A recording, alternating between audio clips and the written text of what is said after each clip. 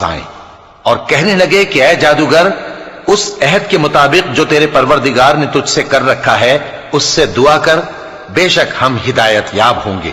سو جب ہم نے ان سے عذاب دور کر دیا تو وہ عہد شکنی کرنے لگے، اور فرعون نے اپنی قوم سے پکار کر کہا کہ اے قوم، کیا مصر کی حکومت میرے ہاتھ میں نہیں ہے؟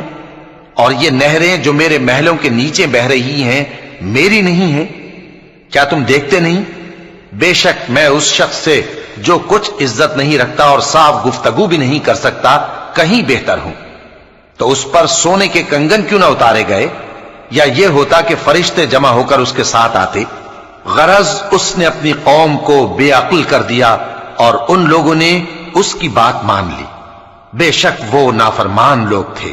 پھر جب انہوں نے ہم کو خفا کیا تو ہم نے ان سے انتقام لیا اور ان سب کو ڈبو کر چھوڑا، سو ان کو گئے گزرے کر دیا اور بعد میں آنے والوں کے لیے عبرت بنا دیا۔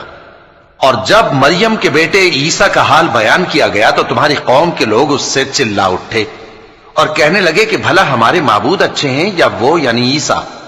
انہوں نے جو ان عیسیٰ کی مثال تم سے بیان کی ہے تو صرف جھگڑنے کو۔ حقیقت یہ ہے کہ یہ لوگ ہیں ہی جھگڑالو۔ وہ تو ہمارے ایسے بندے تھے جن پر ہم نے فضل کیا، اور بنی اسرائیل کے لیے ان کو اپنی قدرت کا نمونہ بنا دیا۔ اور اگر ہم چاہتے تو تم میں سے فرشتے بنا دیتے جو تمہاری جگہ زمین میں رہتے، اور وہ یعنی عیسیٰ قیامت کی نشانی ہے۔ تو کہہ دو کہ لوگوں اس میں شک نہ کرو اور میرے پیچھے چلو، یہی سیدھا رستہ ہے، اور کہیں شیطان تم کو اس سے روک نہ دے، وہ تو تمہارا علانیہ دشمن ہے۔ اور جب عیسیٰ نشانیاں لے کر آئے تو فرمایا کہ میں تمہارے پاس دانائی کی کتاب لے کر آیا ہوں، نیز اس لیے کہ بعض باتیں جن میں تم اختلاف کرتے ہو تم کو سمجھا دوں۔ سو اللہ سے ڈرو اور میرا کہا مانو، کچھ شک نہیں کہ اللہ ہی میرا اور تمہارا پروردگار ہے، پس اسی کی عبادت کرو، یہی سیدھا رستہ ہے۔ پھر کتنے فرقے ان میں سے الگ الگ ہو گئے، سو جو لوگ ظالم ہیں ان کے لیے درد دینے والے دن کے عذاب سے خرابی ہے۔ یہ صرف اس بات کے منتظر ہیں کہ قیامت ان پر ناگہاں آ موجود ہو اور ان کو خبر تک نہ ہو۔ جو آپس میں دوست ہیں اس روز ایک دوسرے کے دشمن ہوں گے، مگر پرہیزگار کہ وہ باہم دوست ہی رہیں گے۔ میرے بندو، آج تمہیں نہ کچھ خوف ہے اور نہ تم غمناک ہوگے۔ جو لوگ ہماری آیتوں پر ایمان لائے اور فرمانبردار بن گئے ان سے کہا جائے گا کہ تم اور تمہاری بیویاں عزت و احترام کے ساتھ بہشت میں داخل ہو جاؤ۔ ان پر سونے کی تشتریوں اور پیالوں کا دور چلے گا، اور وہاں جو جی چاہے اور جو آنکھوں کو اچھا لگے موجود ہوگا۔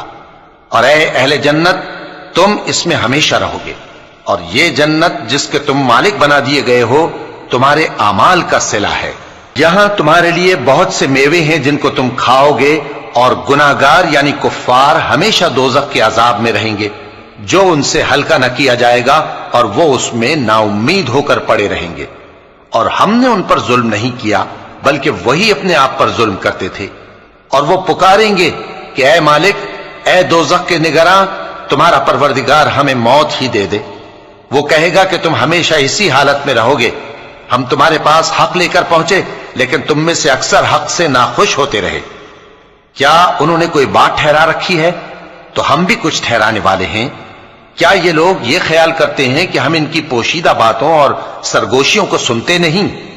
کیوں نہیں، سب سنتے ہیں، اور ہمارے فرشتے ان کے پاس ان کی سب باتیں